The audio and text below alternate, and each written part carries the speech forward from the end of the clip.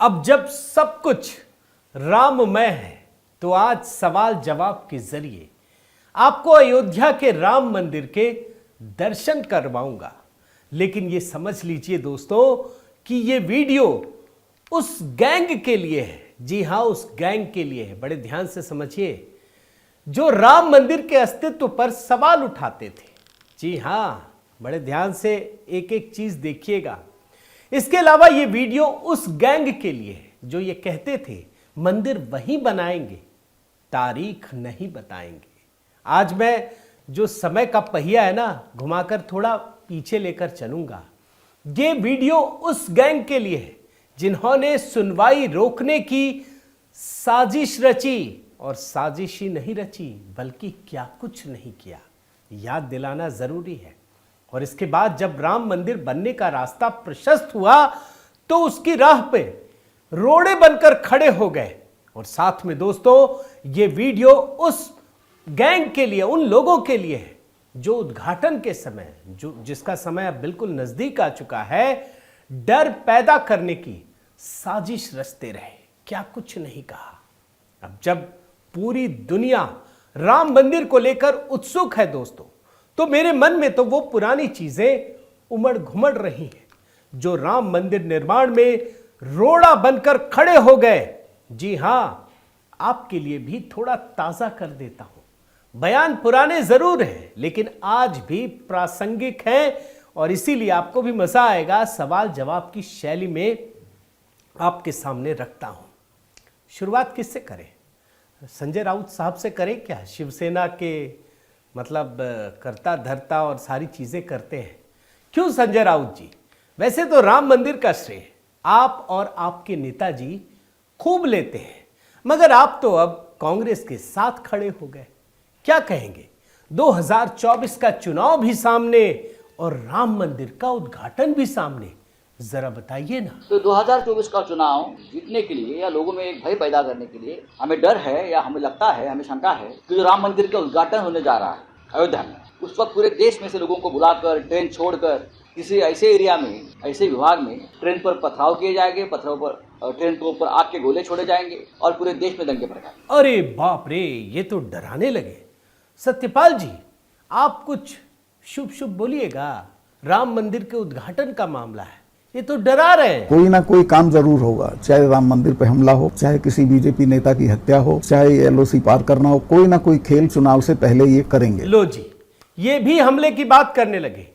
प्रशांत भूषण साहब से भी पूछ लेते हैं, ये तो बहुत बड़े एक्टिविस्ट और कानूनविद भी हैं, क्या कहेंगे? पुलवामा 2 जो होगा वो अयोध्या मंदिर पर कोई अटैक होगा जो कि जैश ए मोहम्मद या अलकायदा द्वारा होगा या करवाया जाएगा। ये क्या दोस्तों, राम मंदिर के उद्घाटन का समय है और ऐसी बातें, आपको डर तो नहीं लग रहा है? लेकिन देखिए उद्धव ठाकरे का बयान इस मामले में क्या था, सुनना जरूरी है। पण डाव असा असू शकतो की राम मंदिरासाठी देशभरातून लाखोच्या संख्येने हिंदू बोलवायचे, बस गाड्या ट्रेन सगळ्यात यायचं आणि तिकडनं झाल्यानंतर परतताना मध्ये कुठेतरी गोधरा घडवायचा, करू शकतात। देख रहे हैं ना, अब आपको कांग्रेस नेता BR पाटिल साहब का भी बयान सुना देता हूं। आज वो भी बड़ा प्रासंगिक है, सुन लीजिए। ಮೋದಿ ಮುಂದಿನ ಲೋಕಸಭಾ ಚುನಾವಣೆ ಗೆಲ್ಲುವುದಕ್ಕೆ ರಾಮ ಮಂದಿರ ಮೇಲೆ ತಾವೇ ಬಾಂಬ್ ಹಾಕಿ ಮುಸಲ್ಮಾನರ ಮೇಲೆ ಆರೋಪ ಹೊರಿಸಿ ಹಿಂದೂಗಳ ಒಗ್ಗಟ್ಟುಗೂಡಿಸಿ ಮತ್ತೆ ಚುನಾವಣೆ ಗೆಲ್ಲುವಂತ ಸಾಧ್ಯತೆಗಳು ಇದಾವೆ, और ಇದಕ್ಕೂ ಕೂಡ ಹೆಸರು। ये सारे बयान इसलिए महत्वपूर्ण है दोस्तों क्योंकि अब तक पता नहीं चल पाया कि इन नेताओं को ये इनपुट कहां से मिला। मोदी जी के रहते वैसे तो ये देश पूरी तरह सुरक्षित है, लेकिन चूंकि राम मंदिर के उद्घाटन का समय एकदम सामने है तो इसे जरूर याद करते रहिएगा। अब जरा दूसरे गैंग से सवाल जवाब करते हैं जो पिछले लोकसभा चुनाव के दौरान लोगों को यह कहकर भड़काते थे कि मंदिर वहीं बनाएंगे लेकिन तारीख नहीं बताएंगे। क्यों क्यों केजरीवाल जी, बताइए ना। मंदिर वहीं बनाएंगे, मंदिर वहीं बनाएंगे। हम कहते जी कब बनाओगे, कहते डेट नहीं बताएंगे। वैसे मजा आ रहा है केजरीवाल जी, आपके ये बयान ऐतिहासिक किस्म के हैं। निरुपम साहब, इस खास मौके पर कोई नारा याद आता है क्या?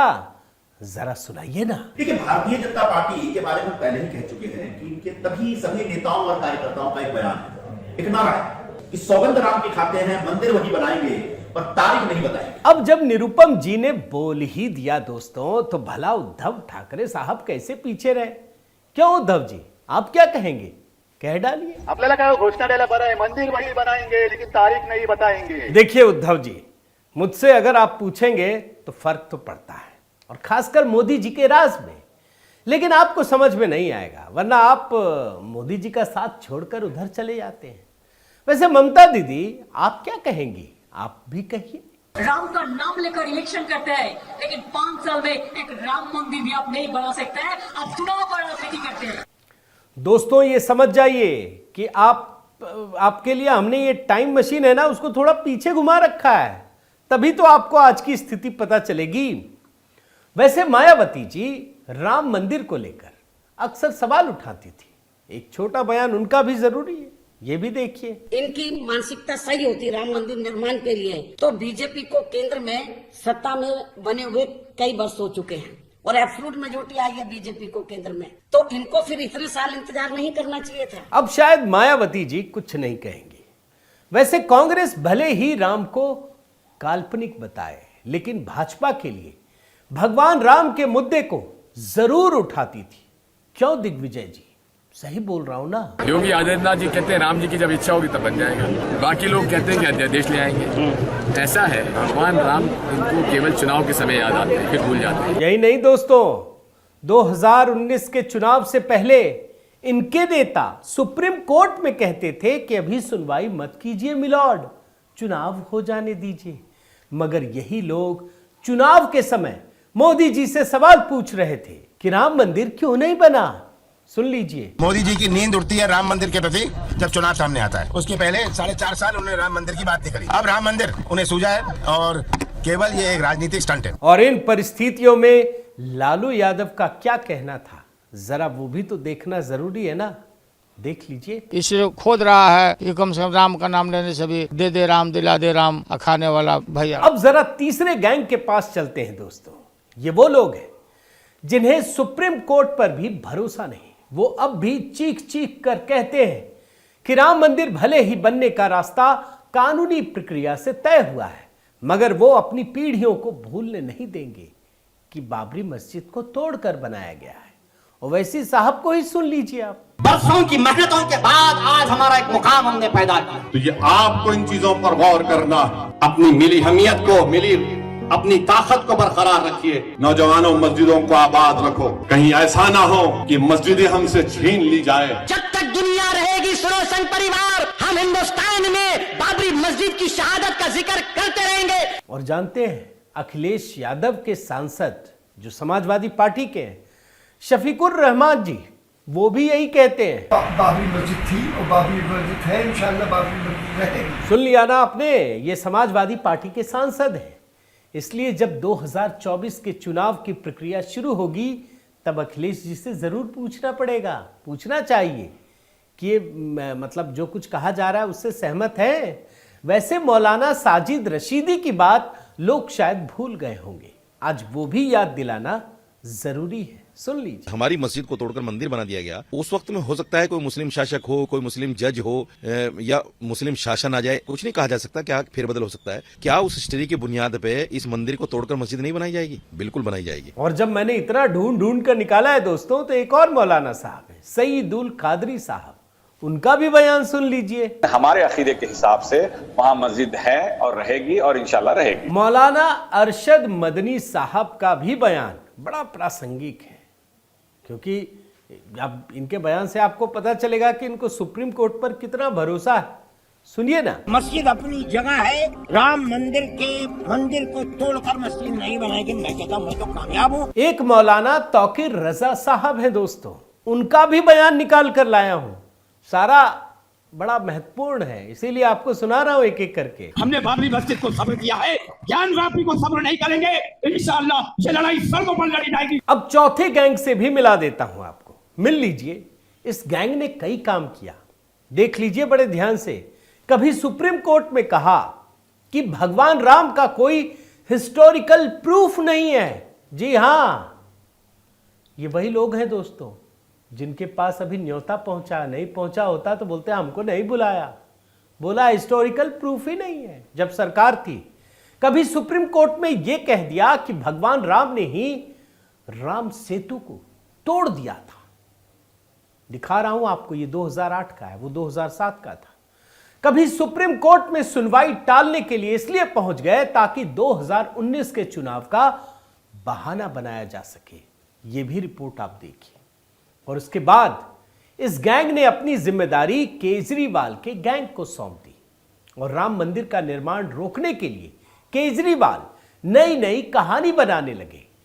पहले अपनी नानी की कहानी लेकर सामने आए, नानी तक को घसीट लिया। बच्चे को तो घसीटते हुए सुना होगा, राम मंदिर के मामले में नानी को घसीट लिया। सुन लीजिए। जब बाबरी मस्जिद का ध्वंस हुआ तो मैंने नानी से पूछा, नानी अब तो आप बड़े खुश हो गए, अब तो आपके भगवान राम का मंदिर बनेगा। कहती है, ना बेटा, मेरा राम किसी की मस्जिद तोड़ के ऐसे मंदिर में नहीं बस सकता। और केजरीवाल यही नहीं रुके दोस्तों, इसके बाद नेहरू की एक कहानी लेकर सामने आए, वो भी सुन लीजिए। मैं सोच रहा था कि अगर Jawaharlal Nehru ji steel authority of India की जगह मंदिर बना देते तो क्या इस देश का विकास हो सकता था। फिर तो इनके जो भारत रत्न है, अब तो महाभ्रष्ट दिख रहे हैं, कब से जेल में मनीष सिसोदिया, इन्होंने कमान संभाल ली।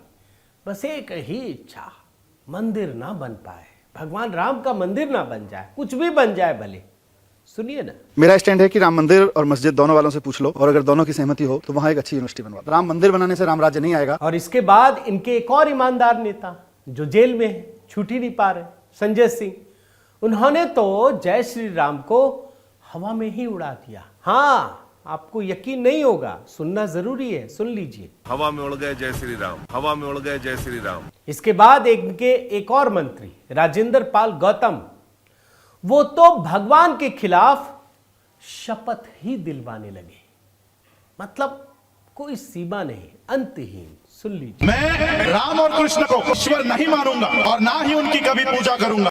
जानते हैं दोस्तों, राम मंदिर का निर्माण न हो सके इसके लिए इन लोगों ने क्या कुछ नहीं किया। कुछ और नमूना आपको दिखाता हूं। नमूना, केजरीवाल के गैंग ने राम मंदिर ट्रस्ट पर चंदा चोरी का आरोप लगा दिया।